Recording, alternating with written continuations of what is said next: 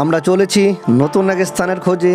আর বন্ধুরা, আপনারা দেখছেন চ্যানেল পাগল এলজি। তো দেখতে থাকুন। এই রাস্তা ধরে চলতে চলতে বন্ধুরা, আপনি কখনো পৌঁছে যাবেন ডুয়ার্স, আবার কখনো পৌঁছে যাবেন জঙ্গলমহলে। তো বন্ধুরা চলুন। এটি আত্রেই নদীর উপরে নির্মিত ব্রিজ, যেটি নির্মিত হয়েছিল বাংলার মুখ্যমন্ত্রী জ্যোতি বসুর আমলে। তো বন্ধুরা দেখুন এই আত্রেই নদী। তো এখানে একটি পিকনিক স্পট রয়েছে এবং একটি কলেজ রয়েছে, বিএড কলেজ কি কলেজ জানি না। আমরা এখন সেদিকেই যাব।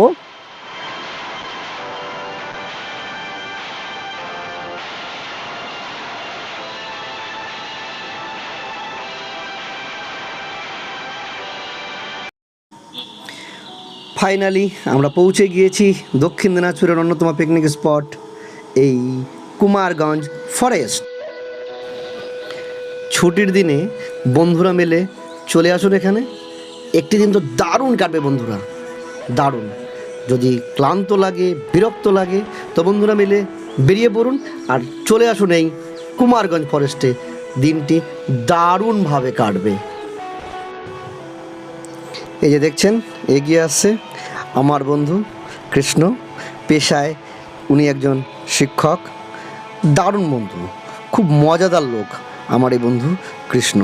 তো দেখুন কৃষ্ণ, খুব সুন্দর জঙ্গল গো। যে একেবারে অনুভূতিটা মনে হচ্ছে যে একদম শিলিগুড়ি। আমি একাই চলে গেছিলাম একটু বনের গভীরে। তো দেখতেই পাচ্ছেন আমার একটু প্রকৃতি বেশি হয়তো ভালো লাগে। তো বন্ধুরা আমাকে খুঁজে বেড়াচ্ছে। দেখুন ওই যে সামনে এগিয়ে আসছে আমার আরেক বন্ধু।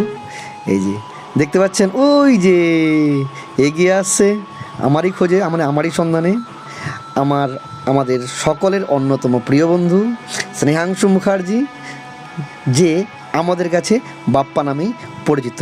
দেখছেন বন্ধুরা, ওই দেখুন ওই যে গাছের আড়ালে রয়েছে। বদমাইশ কম না কিন্তু।